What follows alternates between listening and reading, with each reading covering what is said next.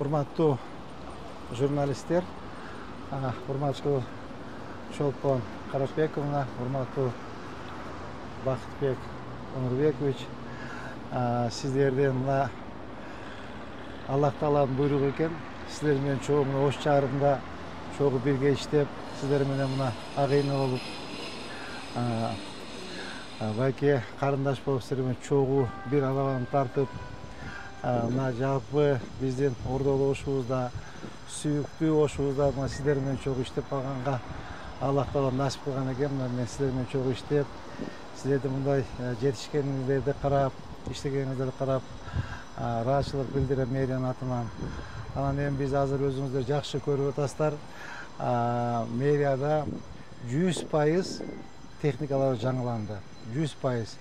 Мына кече урматтуу президентибиз Садыр Кожоевич 500 миллион сом акча бөлүп берген болчу. Ошондон 119 техника алып келдик. Андан башка өзүбүздүн каражатка 50 электромобиль алып келдик. Андан сырткары дагы 65 техника алып келдик. Баш этеги болуп Ош шаарына 235 техника алып келдик жаңы. Анан ошол сиздердин техникаңыздардын бир аз эскилиги жетип калган экен, эски техника экен. Ошого эми сиздер менен бирикте шаарда иштеп тургандан кийин сиздердин ушул органдардын, сиздердин сот системасын, ушу материалдык техникалык базасын бир өз чыңдоодо мэриянын атынан сиздерге белек татуулайын деп чечтик. Эгер каршы болбосоңуздар, кабыл алып койсоңуздар. Мынакей жеке, жүрүңүз.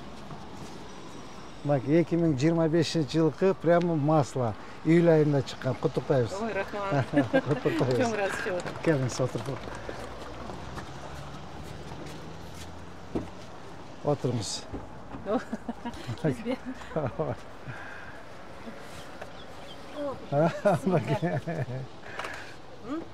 Пойдет, отлично. Алып келиңиз.